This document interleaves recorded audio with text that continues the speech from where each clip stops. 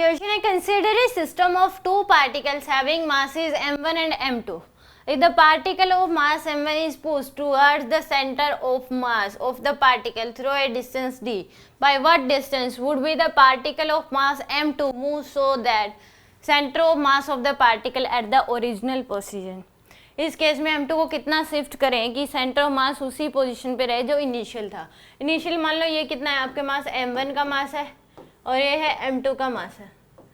इनके बीच में जो गैप था वो मान लो कुछ था x का गैप था पहले, यानी कि सेंटर ऑफ मास मान लो यहाँ पे था इससे x1 डिस्टेंस पे और इससे किस पे था x2 डिस्टेंस पे.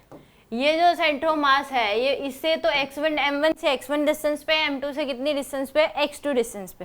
तो एक रूल होता है either side of centre of mass moment is always same. Mass moment क्या होता है, मास इंटू में डिस्टेंस, इसमें मास इंटू डिस्टेंस की सेम होती है. यानी कि आप लिख सकते हो m1 x1 इक्वल टू होगा m2 x2 के. क्या होगा m1 x1 इक्वल टू होगा m2 x2. Either side of centre of mass के इधर और इधर हमेशा मास मोमेंट क्या होता है, सेम होता है, मास इंटू में डिस्टेंस. तो यहाँ पे एक इक्वेशन आपके पास ये बन गई. ये तो इनिशियल सिचुएशन थी, ठीक है जी. अब इसने कह दिया कि m1 जो है इस केस में d डिस्प्लेस कर दिया. मान लो कि यहाँ पे ये पहले तो ये थी, अब इस केस में d डिस्प्लेस कर दिया. ये सेंटर ऑफ मास था, सेंटर ऑफ मास वहीं के वहीं आना चाहिए जो पहले था. तो इसको ये गैप कितना था x1 था और ये कितना गैप था x2. तो इस केस में इसको क्या कर दिया आपने, d डिस्प्लेसमेंट कर दी इसके. तो ये वाला जो गैप है यहाँ पे m1 मास को अब यहाँ पे लिया है. तो इस केस में गैप कितना हो गया x1 माइनस d के बराबर. और इसको कितना शिफ्ट करें, x डेस की वैल्यू बतानी है ताकि सेंटर ऑफ मास वहीं का वहीं रहे. तो ये डिस्टेंस कितनी हो जाएगी x2 माइनस x डेस के बराबर. तो सेंटर ऑफ मास तो वही है और दूसरा यहाँ पे m2 को यहाँ पे शिफ्ट कर दिया मान लो x डेस डिस्टेंस पे.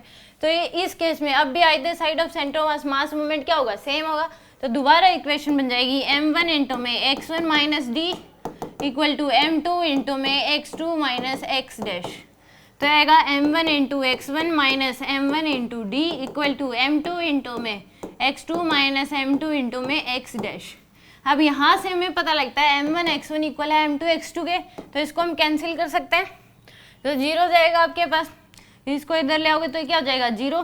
तो minus m1 d equal to क्या हो जाएगा, माइनस का m2 x डैश, माइनस से माइनस कैंसिल. तो x डैश की वैल्यू कितनी हो जाएगी, m1 d डिवाइड बाय में m2 के बराबर. कितनी हो जाएगी, m1 d बाय में m2 के बराबर. ये आएगी, इतनी डिस्प्लेस करना पड़ेगा m2 को तो वो सेंटर मास वहीं का वहीं रहेगा. तो यानी कि जो आंसर है वो आपके पास बी ऑप्शन करेक्ट होगा.